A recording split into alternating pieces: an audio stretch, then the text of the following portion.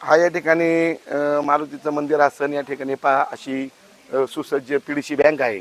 PDC बँकेचं चौक, या चौकाने जर आला असेल तुम्हाला मी चौकातलं कॉन्क्रीटीकरण दाखवलंच आहे मागाशी. हे पहा, हा ह्या ईशीमधनं ह्या येसमधनं हा अंतर्गत रस्ता जातो. हा पूर्ण रस्ता डांबरीकरण जिल्हा परिषदच्या माध्यमातून झालेला आहे. हा पण अंतर्गत ह्या पहा, या बाजूनी ही इकडे एक वस्ती आहे, गल्ली आहे. त्या गल्लीत सुद्धा हा जो डांबरी रस्ता झालेला आहे तो पण या ठिकाणी जिल्हा परिषदेच्या पक्षाच्या मार्फत हा रस्ता झालेला. या ठिकाणी तुम्ही ही शाळा आहे, या ठिकाणी आमची म्हणजे पूर्ण गावांमधून ना सर्वात मोठी मराठी शाळा या ठिकाणी आहे. या ठिकाणावरून विद्यार्थी पुढे हायस्कूल शाळेमध्ये जातात. या ठिकाणी यांना सांस्कृतिक कार्यक्रमासाठी काहीतरी असावं म्हणून बघा या ठिकाणी हे स्टेज तुम्हाला दिसतंय ना गाडी लावलेली, हे स्टेज तुळशीताईच्या माध्यमातून या ठिकाणी काम पूर्ण झालेले आहे. मग या ठिकाणी या बाजूला अंगणवाडीची इमारत आहे, त्या बाजूला इमारतीला सुद्धा निधी टाकलेला आहे. शाळा शुभीकरणाला सुद्धा या ठिकाणी जिल्हा परिषदेच्या माध्यमातून या ठिकाणी निधी टाकलेला आहे.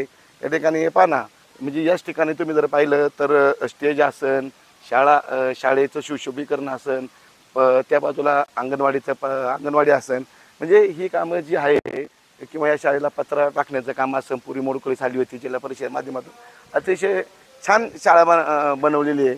असं बरंच तळागाळातली कामं असन, सर्व घटकांना एकत्र येऊन मागाशी मी तुम्हाला दाखवलं इंद्रनगर छोटीशी वस्ती आहे, त्या छोट्याशा वस्तीसुद्धा असं हा कोणत्या जाती कोणत्या धर्माचा कोणताही भेदभाव करता. या ठिकाणी जर तुम्ही पाहिलं इथून आतमध्ये गेलं तर या ठिकाणी एक म्हणजे मुस्लिमांची मस्जिद आहे. त्या ठिकाणी सुद्धा नामदार वळसे पाटील साहेबांनी या ठिकाणी खरोखर पात्र्याचं शेड आणि काम केलेलं आहे ते. म्हणजे असं काही नाही का, सर्व घटकांना एकत्र घेऊन चालणारा, महात्मा ज्योतिराव फुले सर्वांना एकत्र घेऊन चालणारा हा राष्ट्रवादी काँग्रेस पक्ष आहे. कब्रस्तानमध्ये एक पाण्याची टाकी बांधलेली आहे. आता त्या ठिकाणी काही पाईपलाईन अजून पोहोचली नाही, ते उन्हामुळे तडे गेले त्या हौदाला, असं काही म्हणणं आहे काही लोकांचं. हे पाहता कसं असतं, कामं होत असतात.